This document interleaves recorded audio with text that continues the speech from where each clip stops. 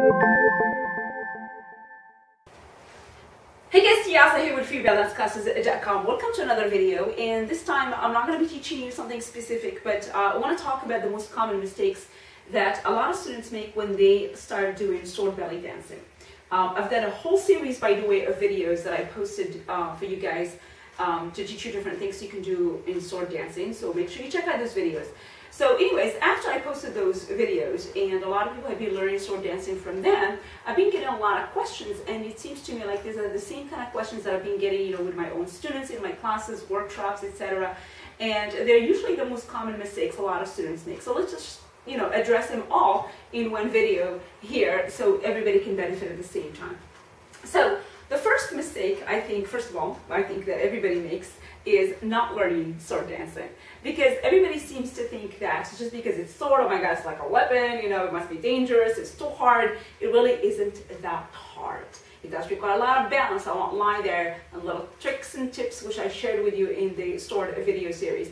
But other than that, it's really not as hard as it looks like, and I don't think honestly it's any harder than you know, veil dancing or fan veil dancing or even cane dancing. It's really not harder just because it's sword, okay? So don't be scared of it. Make sure you try it. Even if you're a beginner, actually, you might be really good at it. So that's the first mistake you'll make, is to not learn it, or to think that you're gonna have to wait so long till you become this advanced belly dancer before you do sword belly dancing. Don't think that, okay? So give it a shot. Get a sword. They are a little bit pricey, I agree, but really get a good sword. But they are worth the investment. So that's the first mistake. Second mistake I see a lot of people make, and this is kind of common sense, if you've tried belly dancing with sword, you probably know this already, is moving your head too much.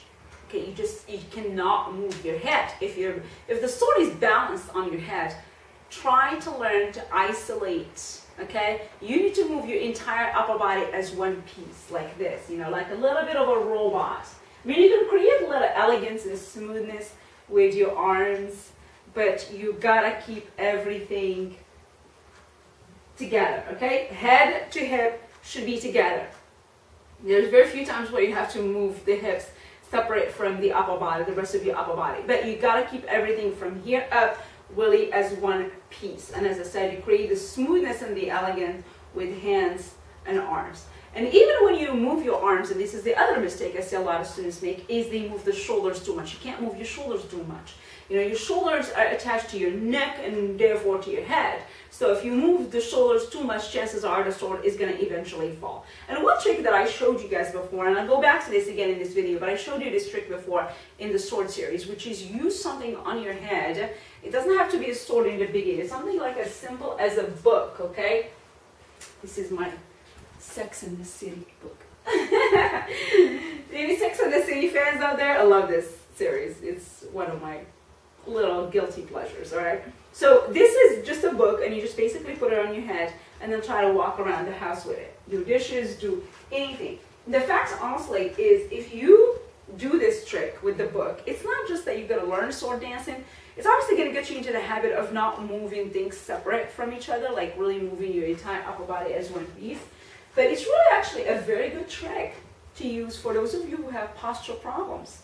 Because a lot of times, you know, we hunch like this, and then the head falls forward, and of course, you know, the book will fall forward. But if you keep something in your head like this, walk around your house and, I don't know, cook in the kitchen, do your dishes, brush your teeth, whatever, like this, you're going to learn to have a good posture, because your head will stay up straight, your shoulder will stay back, and you will move like this, like a dancer. So it's just a little trick that really works, not just to learn this sword belly dancing, but also to keep your posture together. So that's the other mistake. Don't move your shoulders too much, and really try to learn to balance or isolate to the upper body together. And do that with either holding a sword, walking around, or a book, or anything that won't slide off your head easily. Another mistake I do see a lot of students do, and a lot of belly dancers, even the ones that are actually performing at that, when they do something like sword, where it requires a lot of balance and they're really scared that it's going to fall, is that they're a little bit too scared that it's going to fall. Okay, and it shows, because you're like this, you move like a robot. Just because the sword could fall does not mean you move like that, you know? Move like a belly dancer, move those hips, you know, you gotta undulate, okay? You need to move. The lower body should be moving like a belly dancer, but the isolation happens on the upper body part. So don't isolate everything and move like a robot, like this, okay? So do not think just because the sword is going to fall that you can't move the lower body. Move it.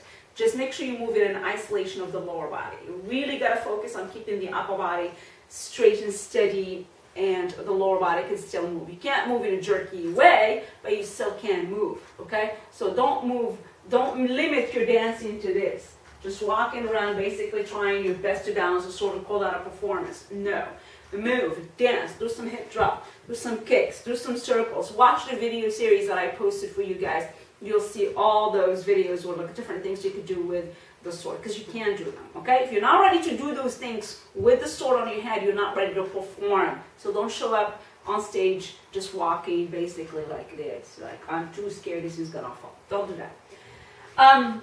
Another mistake I do see a lot is, speaking of that, is like being too scared of the sword falling, you find yourself really standing in the same spot. I see a lot of belly dancers perform with the sword, like literally standing on the same spot the entire time. Like the entire walking on stage is walking to the stage and getting out of the stage. That is it. And even when they do that, they do it with the sword off their head. Like they hold the sword, they walk with it, they find a spot right in the middle of the stage, they put the sword on their head, and then they just stay right here and do this.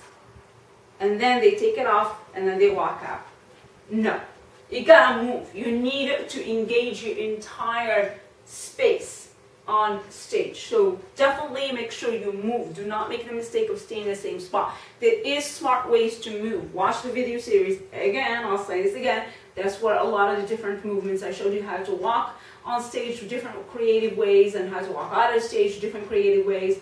But also how you can do things like hip circles to the side, and you're still isolating the upper body. You can even do hip circles around, still isolating the upper body.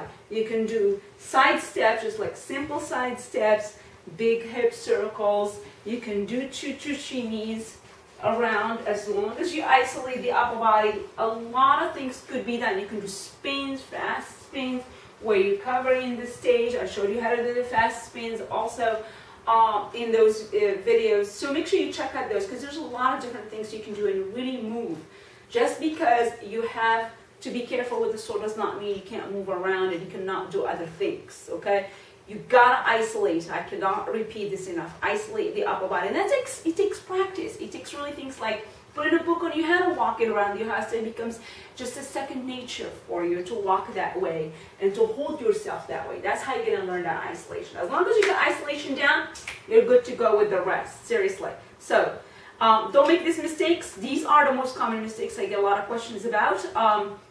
Oh, the other thing is when it comes to sword, you guys, and I did share this little tip with you, but I'll repeat it here again, because this is also something that a lot of people, forget, or maybe have not watched that video, whatever.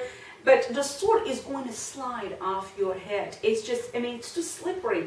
The hair is a slippery, thing, right? And then this is metal, it's gonna slide. So I showed you guys how to put like sandpaper. I suggested you put sandpaper, glue it, just use hot glue and put a little bit of a thread or a slice of sandpaper right exactly where the balance point is and put it. It's not cheating, it's just avoiding the sliding. The balancing act is still need to take place. You still need to balance your sword.